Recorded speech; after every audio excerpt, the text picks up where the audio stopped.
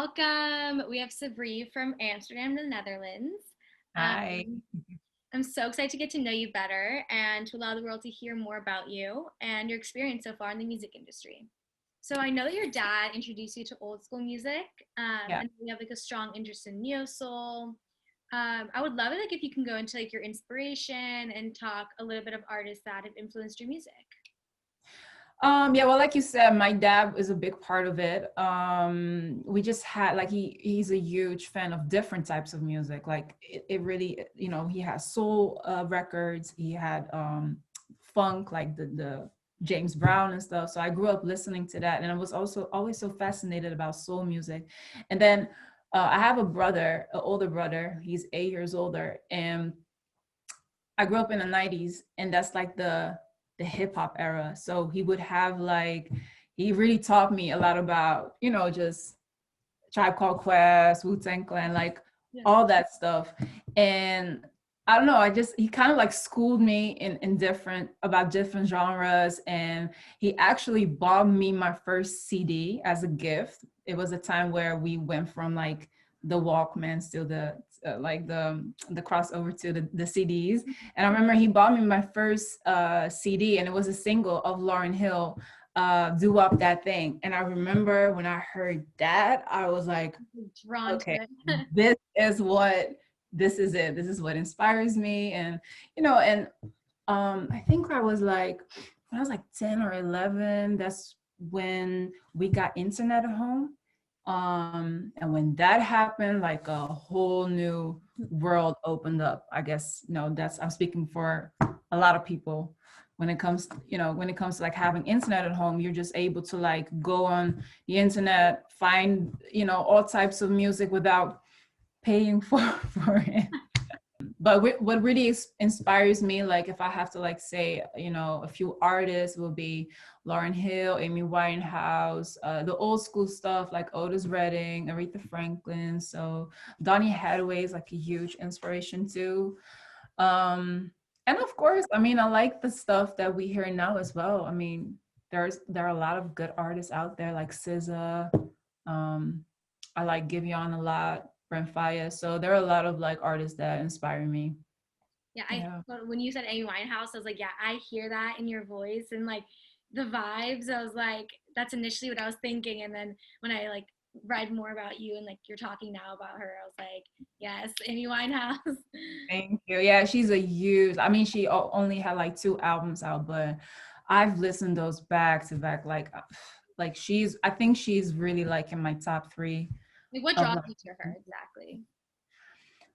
it's her voice, and also like the way she writes. Like she's very straightforward with the way she writes. She doesn't really use a lot of metaphors. She just really says how it is, and that's I would say my writing style as well.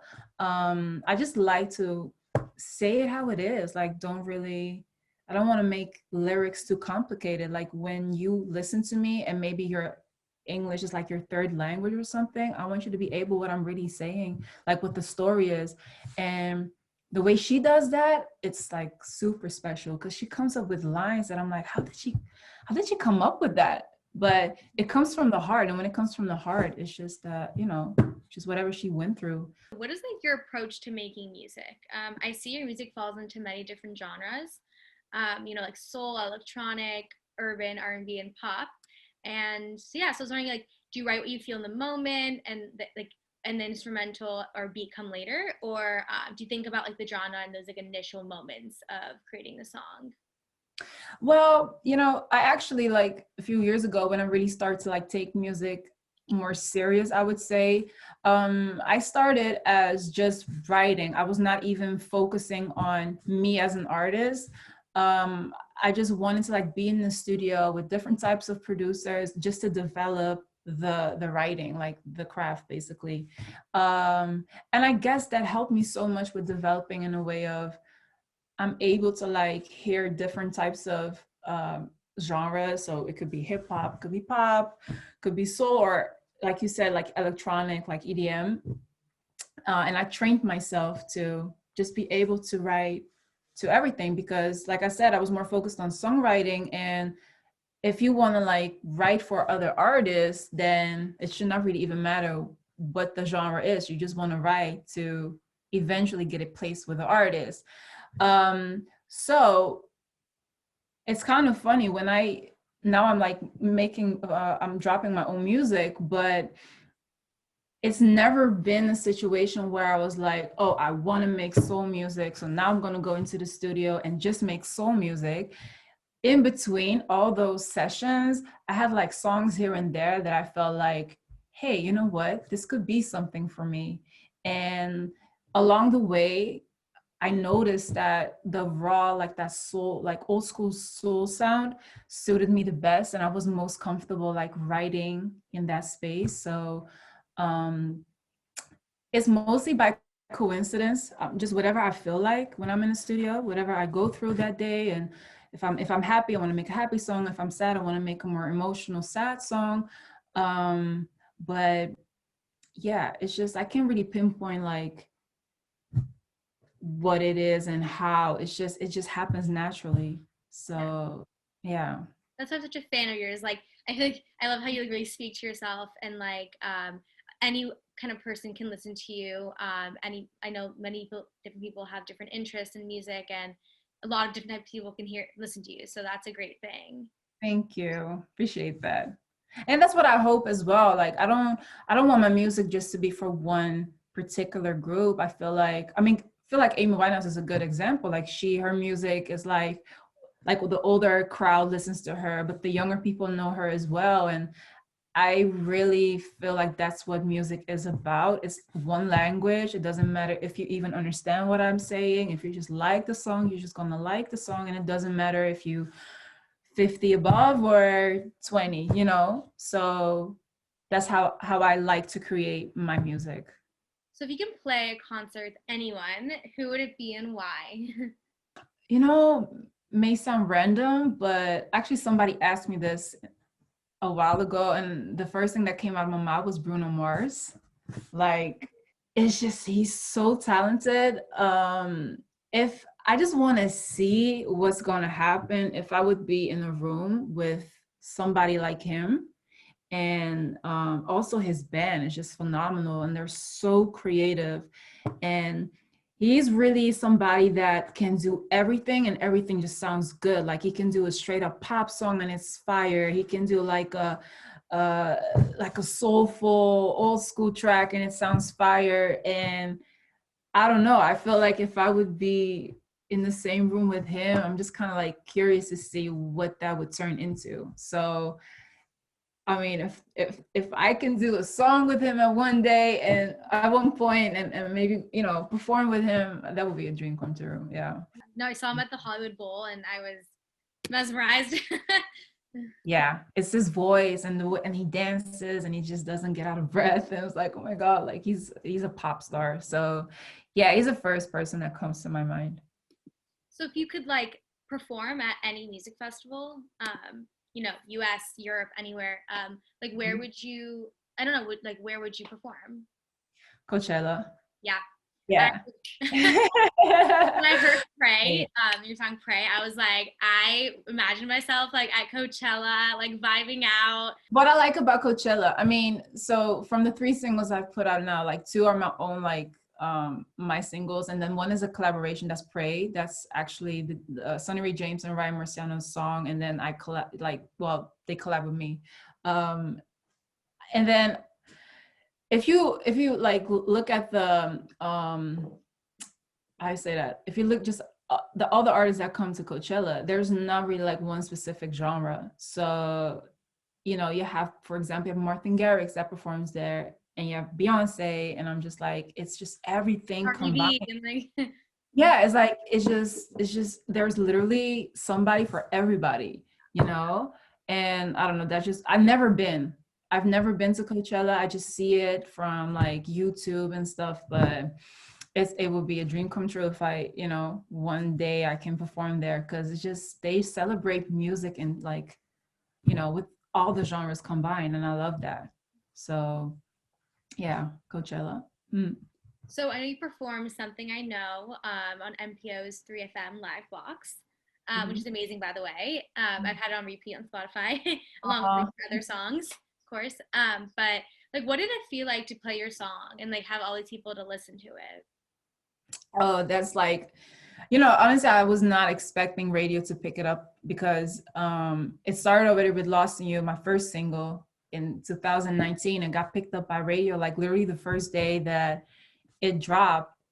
And I was like, what is going on? Like, at the time I was, still independent. So I was like, how did this happen? And so to me, I'm just so grateful that I'm blessed that that happens because, I don't know, it's been a journey. And even though, even now I'm like talking to you and you live in LA, I'm like, what, wait, you saw that? Like, that's crazy, like crazy to me. I can, because I'm still on my journey of, trying to like, get a bigger audience and get more known under people. So to me, it's just crazy. It's like unreal. I don't know.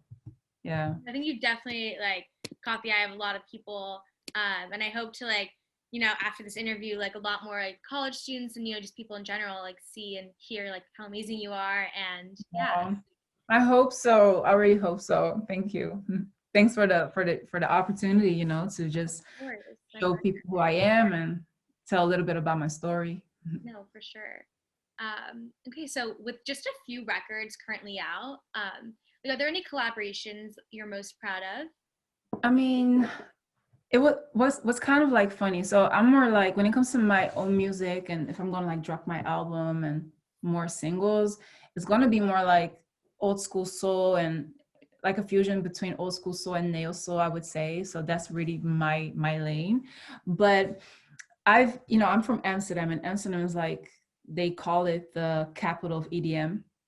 So I grew up listening to house music and stuff, and it's still also something that I have a love for. So I actually, every January of the new year, I write like a list of like goals for the upcoming year. And January 2020, I literally have wrote down, okay, this year, so last year, I want to have at least one collaboration with a house DJ. And it happened like 4 months later, I had to cut. But the funny thing about Pray is that I wrote that, I think like 2 years ago, just as a ballad. So this friend of mine, one of the producers, he had sent that to me. He was like, hey, can you like write something to this? And it was just like some chords, like something simple. I was like, yeah, sure. So I wrote it, I recorded it, and I completely forgot about it. Because that's how it sometimes goes in the industry. Like you write stuff for people. It can like go to other artists or other DJs ask you to do stuff and you just forget about it. And then I think I did that like already in 2018, and then it got out in 2020. So it was already like sitting in my laptop for more than a year.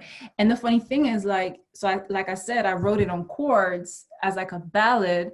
And then when I got the call, like, hey, we pitched it to, Sonny James and Ryan Marciano produced something around your vocal, and they want to actually put it out as a collaboration. I was like, okay, that's funny. So they sent it to me. I was like, oh, and then I heard the actual, like the version you heard, like the ones that's out right now. And I was like, okay, that's crazy. Like I completely forgot about that record. So that's how that went. But I've literally manifested it because I was like, that's something I love. I love the genre. So I want to have more stuff like that out. I would never put it out, as a solo project, whatever, but as a collaboration, I'm down for that. Yeah. So yeah, that's Nice. the story behind it. It happened. You like thought about it and it happened. And it happened. Yeah. Sometimes it's better, you just like kind of let things happen how it should be, and then I don't know, great things come out of it. Exactly. And what's funny, like a year prior to the release, they had a party, like a private thing. And like we have mutual friends and they invited me, and I went there and I just met them, like the DJs and stuff. I met them and not knowing I was going to actually have a collaboration with them. It's not that we were in contact or whatever. We're just like, and I remember like leaving the party, I was like, oh, one day I would want to have like a record with them, because they've been around for years, and they always like parties and festivals I go to, they will be like, on stage and stuff. So I was familiar with their music. So it's so funny that a year later, I've actually, I think they don't even remember that we've met prior to the release. They probably don't even remember. But yeah, it's funny. Yeah. Okay, so how are you spending your time since the pandemic hit? Like in your personal, professional life?